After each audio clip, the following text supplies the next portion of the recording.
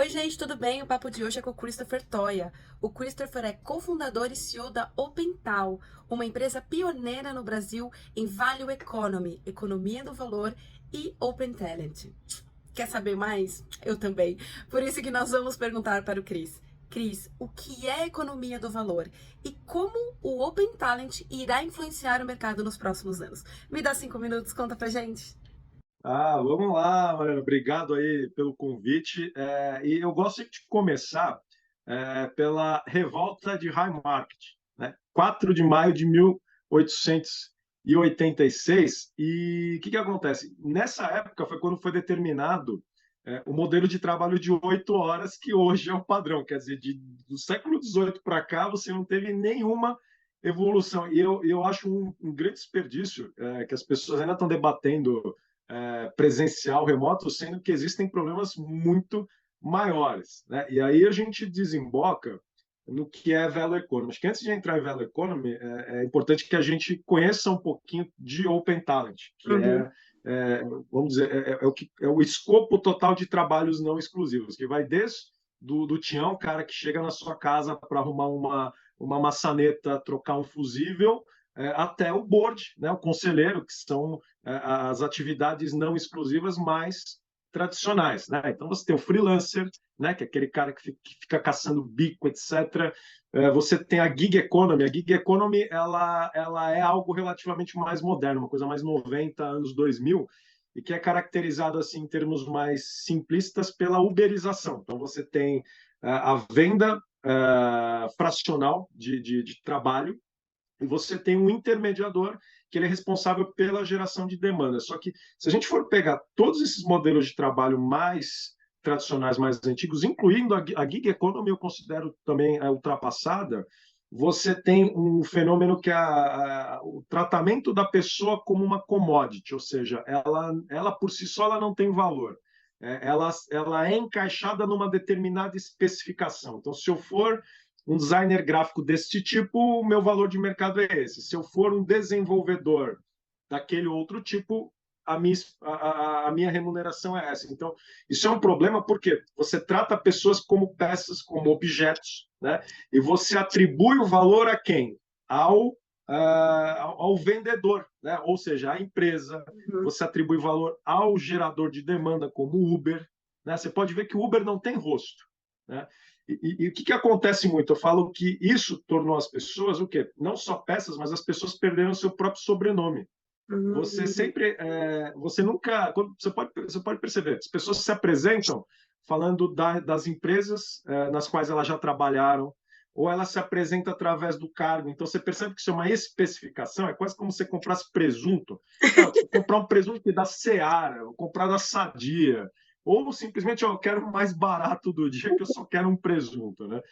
E aí a gente chega até a value economy. Então, o que é a value economy? A value economy, a gente, primeiro, a gente desconecta o trabalho da venda de horas, né? Todo mundo é acostumado a, pô, eu vendo, custo R$ 100, 200, R$ 5.000 por hora. Isso acabou, isso na value economy não existe. A value economy é baseada em quê? No valor que você, enquanto pessoa, proporciona à Uhum. sociedade, mas não de uma forma utópica, uma forma perfeitamente clara e objetiva. Olha, eu vou atuar nessa empresa, o valor que eu proporciono é esse. E você recebe com base nessa geração de valor. Então, isso já não está mais ligado a hora, a cargo, a preço. Logicamente que cargo é importante para que você esteja no organograma, mas não é por isso que você é remunerado. E por que a value economy não existia antes, né? Nunca se falou nisso. Porque hoje você pode perceber que existe um empoderamento do indivíduo. Isso há 20 Uhum. anos atrás não acontecia. Então, há 20 anos atrás, por exemplo, o que você tinha em termos de redes sociais? Você tinha um mensageiro, você tinha o Orkut, mas o Orkut era uma diversão.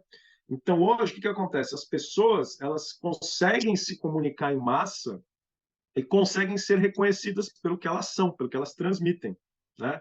Então, isso tira o poder das empresas e traz o poder para as pessoas. Só que as pessoas elas precisam saber lidar com esse poder, que esse é o grande problema.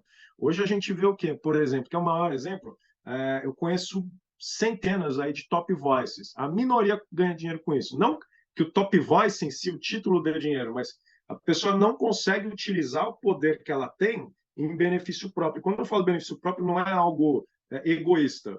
O que você recebe é uma parte do que você proporciona. Então, se você está recebendo, quer dizer que você está gerando 5, 10 vezes mais valor para a sociedade. Então, eu colocaria hoje isso como principal, né, Mariana? E, principalmente, isso também é relativamente novo.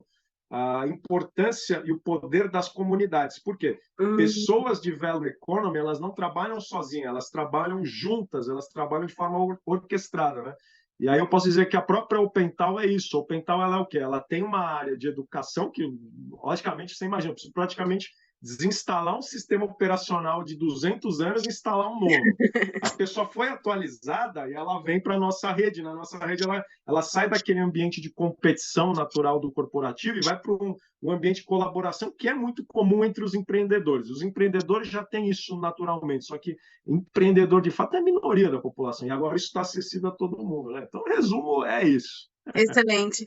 E Chris, conta pra gente, você acredita que essa adoção desse tipo de profissional as a service, que a gente até conversou com a Bia no programa anterior, que indicou você, inclusive, você acredita que essa adoção, ela hoje é mais gradual, ela está mais focada num determinado campo da economia, ou você acredita que naturalmente o mercado todo irá abraçar essa tendência? Qual a sua percepção? Como é que funciona, né? Eu costumo comparar o as a service aí de qualquer espécie, tanto value economy como gig, né? E não faz diferença. Porque para quem compra não faz diferença, né? Com café, né? Então o que acontece com o café? A gente está acostumado, por exemplo, aí no mercado comprar o café ruim, né? R$ 15, R$ 18 o pacote de 500 gramas. E o café ruim, qual que é o problema? Ele te dá azia e te dá dor de cabeça, mas você compra porque ele é barato. E aí você pode perceber o quê? Existe o café gourmet, sempre existiu. O problema é que o café gourmet não custa 15, ele custa 50 o pacote, quase R$ 100 o quilo. Só que você pode ver que houve uma popularização do café em cápsula. O café em cápsula ele é muito mais caro que o café gourmet. Vamos dizer, o café gourmet em cápsula, enquanto o quilo do café gourmet é R$ 100, o quilo na cápsula chega a 200, R$ 220. Né? E aí o que acontece?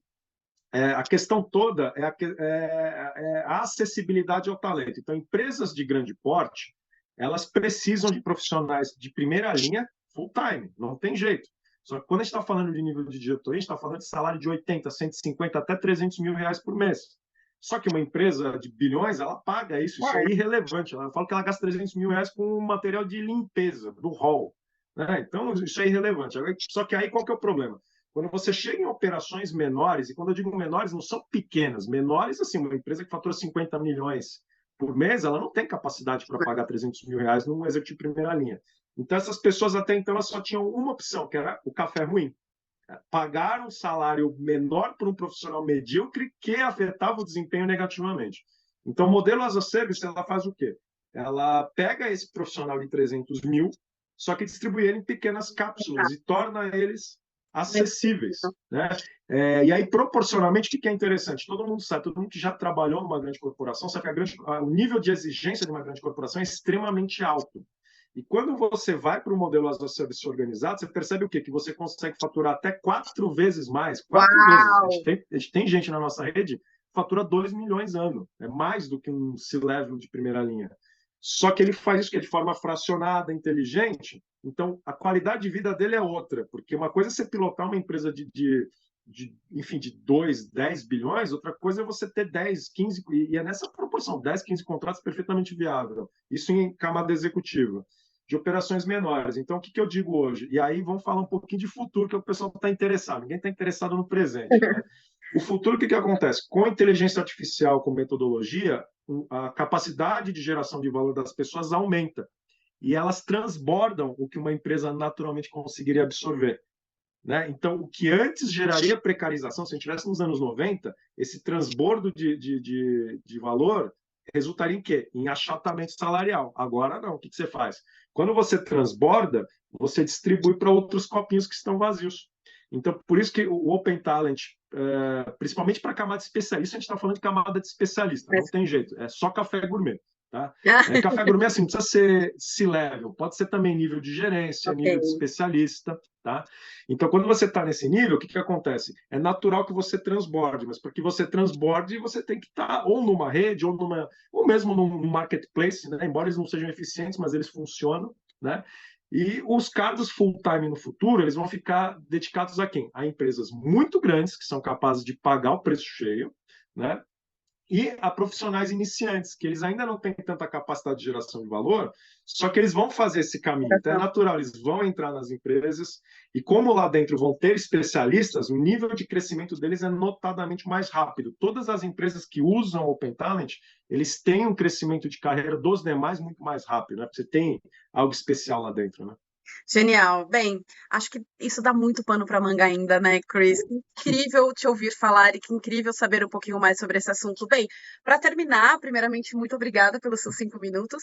Deixa aqui para a gente suas redes sociais, como as pessoas fazem para te seguir, a sua empresa. Conta um pouquinho mais, por favor. Vamos lá. No Instagram, eu estou como MarajáBR, lembrando os anos 80, depois outro dia eu conto a história. LinkedIn, Christopher Toia, normal, quer dizer, normal assim, né? O meu nome não é nada normal, é com CH e PH do pior jeito possível. E a empresa vocês podem buscar por OpenTal, né? Como se fosse uma abreviação de Open Talent. Então, opental.com.br. A gente está também no Instagram, opental_co, né? De company. E LinkedIn também, busca lá OpenTal, estamos aí em todos os lugares. E temos também, a gente tem uma comunidade aberta no WhatsApp, já tem mais de 1.100 pessoas falando sobre esse assunto. E se você quiser fazer parte, tem um link tanto no nosso site quanto também na nossa company page. Tem lá um linkzinho, você clica, chega, se apresenta e começa a falar com loucos como eu, né? Como você, né, Mari? Maravilhoso, Cris. Muito obrigada. Um beijo enorme para você. Obrigado. Tchau, gente.